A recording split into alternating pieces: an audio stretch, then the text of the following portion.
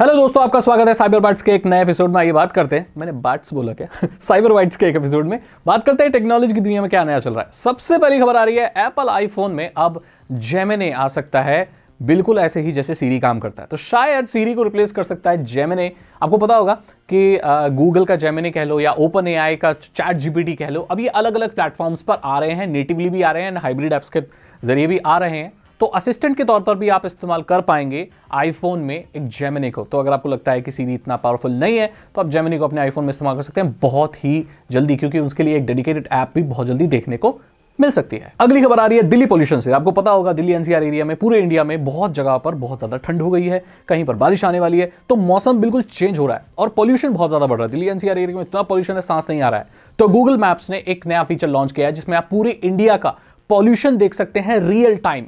India में कौन सी जगह पर कितना पॉल्यूशन हो रहा है, इसके लिए आपको गूगल मैप्स पर जाना है, उनके लेयर्स पे सेलेक्ट करना है, मोर पे सेलेक्ट करना है, एंड आप एयर क्वालिटी पर जाकर चेक कर सकते हैं। वहां पर ग्रीन होगा मतलब बहुत अच्छी एयर है, रेड होगा मतलब एकदम सीवियर है, और ऐसे में आपको आउटडोर एक्टिविटीज नहीं करनी चाहिए, घर में रहना चाहिए। और जो लोग थोड़ा जिनको एस्थमा या कि सांस से कोई प्रॉब्लम है तो उनको घर से बाहर नहीं निकलना चाहिए। ये बहुत अच्छी चीज़ है, आप अपने एरिया का चेक कर सकते हैं कि वहाँ के एयर क्वालिटी कैसी है रियल टाइम में। अगर आप कहीं पर ट्रैवल करने वाले हैं तो भी आप अपने ट्रैवल प्लान्स को भी अकॉर्डिंगली शिफ्ट कर सकते हैं। जब पॉल्यूशन आपको थोड़ा लगे कम हो गया है तो आप जा सकते हैं।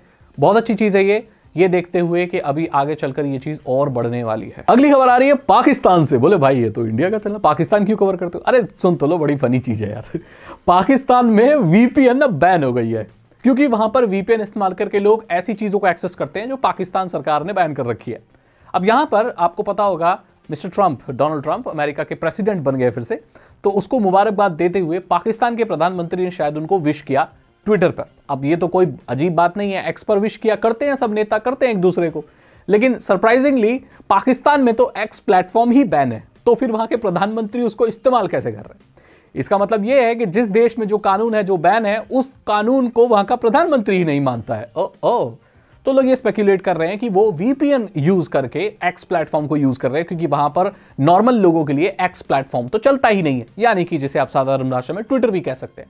इस चीज को देखते हुए वहां की जो टेलीकॉम डिपार्टमेंट है अब वो वीपीएन्स को रजिस्टर करवा रही है। जो वीपीएन रजिस्टर नहीं होगी वो वहां पर नहीं चलेगी। कुछ लोग ये बोल रहे हैं कि वहां पर कंप्लीटली वीपीएन बंद कर दी, तो अब वहां पर लोगों को वीपीएन चलाने के लिए भी वीपीएन इस्तेमाल करना पड़ेगा, ताकि वो वीपीएन से निकल सकें, ताकि वो ऐसा कंटेंट देख सकें जो वीपीएन से चलता है।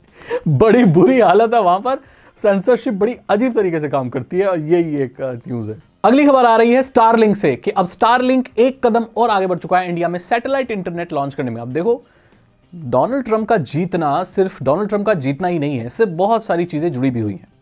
आपको पता है वहां पर सरकार इफिशिएंटली काम करती रहे, उसकी जो बैकडोर है, उसकी जो पूरी टीम है, वो कौन हैंडल कर रहा है? सोचो कौन कर रहा होगा? Elon Musk. जी हाँ, क्योंकि इलॉन मस्क ने डोनाल्ड ट्रंप की कैंपेनिंग में बहुत मदद की थी। लोग ये भी मान रहे हैं कि डोनाल्ड ट्रंप जीता है, उसमें एक बहुत बड़ा हाथ इलन मस्क का भी है। तो यहां पर इलन मस्क को भी जिम्मेदारी दी गई, यानी कि वो एक सरकारी उसमें मिल गया है इलन मस्क। अब इलन मस्क इंडिया में लाना चाहता है सैटेलाइट इंटरनेट। अब आपको मालूम है कि हमारे प्रधानमंत्री और अमेरिकी प्रधानमंत्री के जो रिश्ते हैं वो बहुत अच्छे हैं, लेकिन बहुत अच्छे हैं। मिस्टर जो बाइडेन जो पहले प्रेसिडेंट थे, फॉर्मर प्रेसिडेंट हो गया, वो तो उतना अच्छा नहीं था उनके साथ, लेकिन डोनाल्ड ट्रंप और हमारे प्रधानमंत्री जी के काफी अच्छे कनेक्शन। तो इससे देखा जाए तो इनडायरेक्टली हमारे यहाँ सैटेलाइट इंटरनेट अब बहुत जल्दी आ सकता है, वो भी स्टारलिंक का आ सकता है।